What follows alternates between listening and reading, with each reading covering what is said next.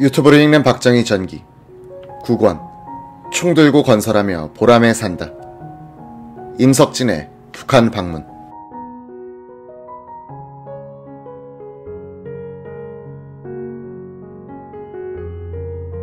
(1959년 6월) 하순, 유학생 조명훈이 임석진의 기숙사로 찾아왔다. 구수한 전라도 억양에 술을 좋아했던 조명훈은 1988년 5월 북한 방문에 이어 한국에 들어와 북한 방문기를 펴낸 바 있으며, 이때 북한 사회를 통렬히 비판, 독일 교민사회에서 파문을 일으키기도 했다. 임석진을 만난 조명훈은 이렇게 털어놓았다. 하루는 윤희상 선생이 프랑크푸르트에 있는 나에게 오라고 전화를 했어. 자가용이 생겼다는 거야.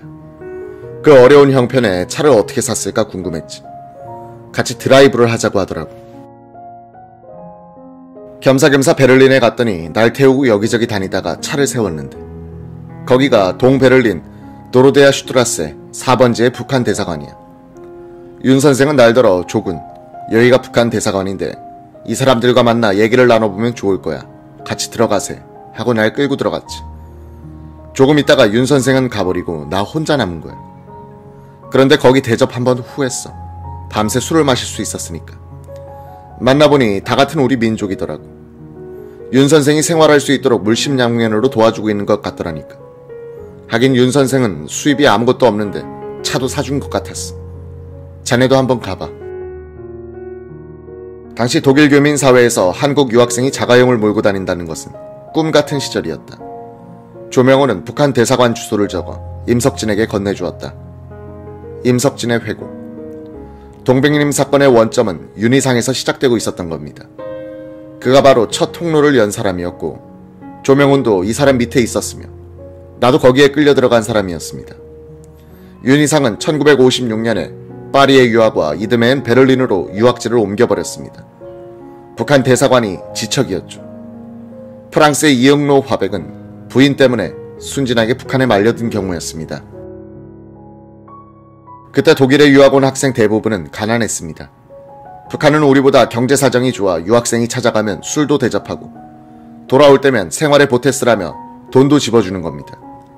당시 100달러면 우리 같은 유학생들에게는 아주 큰 돈이었으니 우리의 마음을 움직이게 하는데 거의 결정적이었습니다. 1954년경 서울에서 학교를 다니던 임석진은 심야에 북한 방송을 듣곤 했다. 어느 날 방송에서 남로당의 거물로 알려진 박헌영, 임화, 김기림, 이승엽 등의 이름이 나오면서 모두 미국의 스파이 활동을 하다 사형당했다는 내용이 흘러나왔다. 이때부터 수양어머니 김씨와 그의 아들 윤기봉의 생사가 궁금했었다.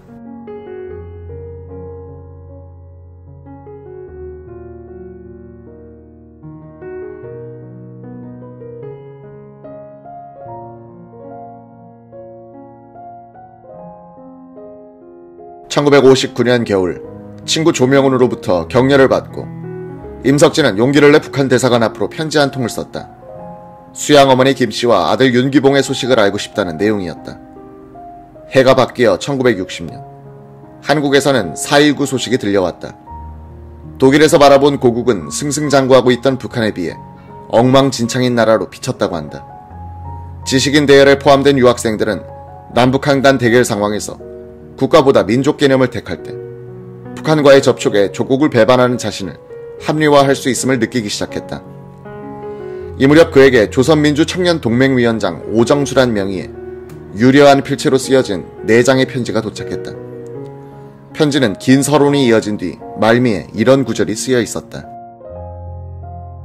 지금 남에서는 피 끓는 애국 청년 학생들이 오라 남으로 가자 북으로 하며 통일을 염원하는 열기가 고조되어 있지 않습니까? 이 절호의 기회에 나라의 장래를 함께 이야기하고 걱정한다는 것이 얼마나 뜻깊은 일입니까? 한번 만날 기회를 가집시다. 다시 며칠 뒤에는 동백림의 북한 대사관 직원 석학철로부터 정식 초청하는 편지가 왔다. 프랑크푸르트에서 동백림까지 왕복 항공료와 체제비 일체를 책임질 테니 북한 대사관에 다녀가라는 것이었다. 임석진의 파란은 이렇게 시작됐다. 이후 임석진의 행적은 1967년 7월 8일 중앙정보부가 발표한 수사자료에 다음과 같이 기록돼 있다. 동독주재 북한 대사 박일영에게 면접 서신을 보내고 1960년 4월 북괴 대사로부터 이에 응하는 회신을 접하고 동백림 북괴 대사관 근처 5코 미상 호텔에 투숙하면서 북괴 석학철로부터 조국의 평화통일, 북괴의 발전상, 자연 법칙에 의한 사회주의와 이념 등 교육을 받고 북괴 공작의 동조, 당명에 충실할 것을 선서한 후 한국 모 신문사 서독 특파원을 대동하라는 지령과 함께 공작금조로 미화 500달러를 수수. 1960년 8월 중순경 전기 특파원을 대동. 동백림으로 월경. 북괴 대사관 공작원 석학철로부터 전시와 같은 방법으로 교양을 받고 공작금조로 미화 400달러를 수수한 사실이 있고, 이기양 특파원에 대한 임석진 교수의 회고. 참 안 된 일이었습니다. 내가 서울대학교에 들어가 가장 친하게 사귄 친구였죠. 내가 1956년 1월 독일로 유학 온 뒤 이기양 군은 수시로 나에게 편지를 보내면서 아무래도 나도 공부를 해야겠다고 했습니다. 이기양은 3년 뒤인 1959년에 특파원 신분으로 튜빙겐 대학에 유학와 제가 공부하던 철학을 전공한 겁니다. 그만큼 저와 가까웠던 친구였습니다. 이 모든 사건의 시작이 윤희상이었어요. 이기양 기자가 실종됐던 1967년 당시 임석진은 이것이 자신에 대한 북측의 노골적인 경고라고 느꼈다고 한다. 내가 한국으로 귀국하겠다고 북측의 의사를 밝히자 그들은 나를 끝까지 신사적으로 말렸습니다. 내가 편지 한 통을 보내고 귀국해버리자 이기양이 납치됐던 것은 나에 대한 북한의 경고로 보였죠. 다시 1961년으로 돌아가보자. 북한 대사관에 발을 들여놓았던 임석진은 그때부터 약 1년 동안 교포와 유학생 등 20여 명을 연결시켜줬다. 그 자신은 소개로 알았지만 북측으로서는 포섭이었다. 순진했던 임석진은 자신을 따라 유학 온 남동생 임석훈과 쾰른에 살고 있던 여동생부터 북측과 연결시켜주었다.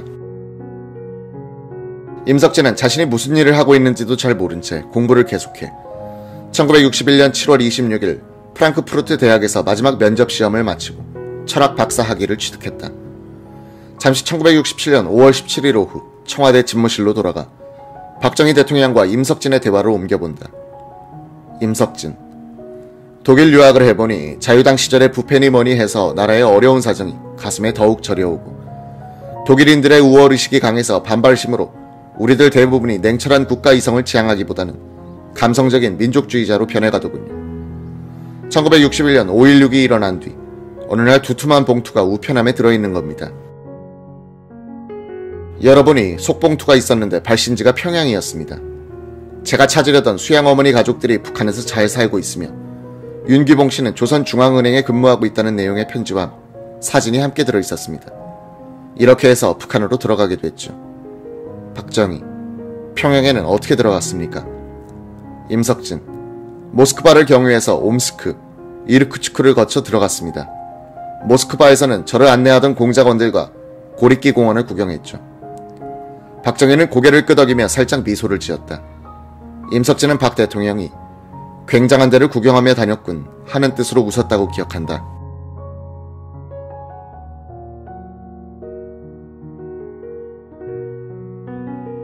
(1961년 9월 5일) 임석진은 평양 순안공항에 도착했다. 비행기에서 내리자마자 북한 사회가 잘못되어 있는 곳이란 걸 직감했습니다. 그 순간부터 저는 생각의 고통을 안고 살아야 했죠. 서독에서 우편물로 받아본 화려한 화보 속에 밝고 명랑한 북한은 어디에도 없었다. 우중충하고 잿빛 감도는 건물들, 색깔이라고는 새빨간 광목에 쓰여진 김일성에 대한 충성 구호들 뿐. 보이는 사람들은 창백하고 공포에 질린 얼굴들이었다. 20세기 초 유럽의 유명 작가인 아서 캐슬러나 앙드레 지드가 사회주의를 주창하다 1930년대에 모스크바에 한번 가보고는 그 환상에서 깨어났죠.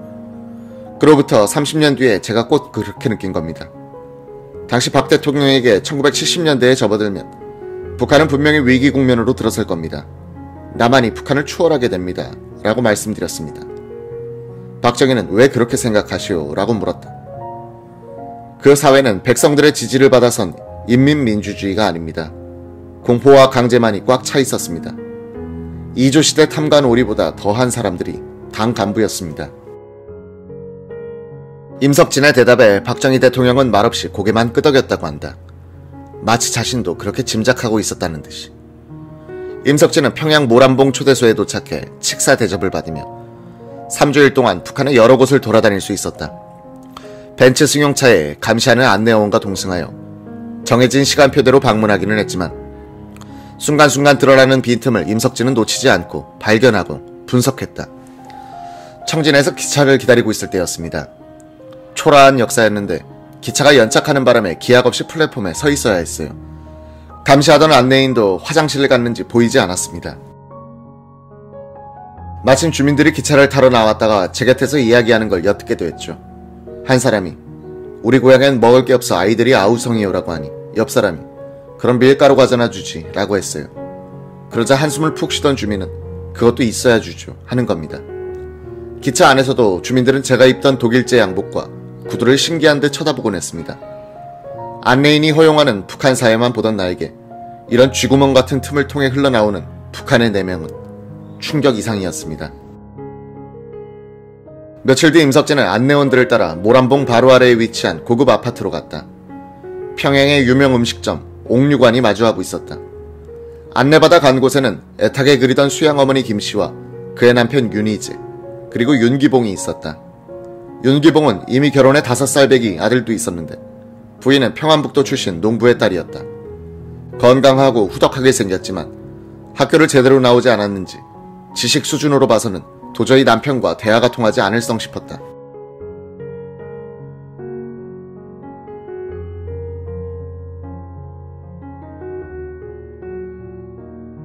밤새 함께 술을 마시고 아침에 눈을 떴으니 회포를 충분히 풀었을성 싶은데 그게 아니었습니다. 기봉이 형님은 처음에 나를 보자 반가운 표정을 잠시 짓더니 이내 경계하는 눈빛을 보였고 그러자 저도 그런 인상이 되어버렸던 겁니다. 푸짐하게 차려진 상을 두고 형님과 제가 마주 앉았는데 중앙당 과장인가 하는 이가 내 옆에 앉고 또 다른 무슨 기관 사람이 그 형님 옆에 앉아 뱀수를 권하기 시작했습니다. 정작 물어보고 싶은 말, 의미 있는 대화를 서로 할 수 없었습니다. 그 형님 속마음을 알 것 같았어요. 그분은 저를 믿지 못한 겁니다. 석진이 네가 얼마나 이자들에게 충성했으면 여기까지 초대받아 왔을까? 내가 너에게 솔직하게 말하지 못하는 걸 이해해달라. 뭐 이런 표정 같았습니다. 임석진은 그 집 자체가 수양어머니의 집이 아니란 느낌이 들었다고 한다. 방이 2개인데 아무리 전후 복구기간이라고 해도 가구가 없다는 게 이해되지 않았습니다. 김일성 사진, 밀감 상자 같은 나무 책상 하나에 이불이 개어져 올려있는 게 전부였습니다.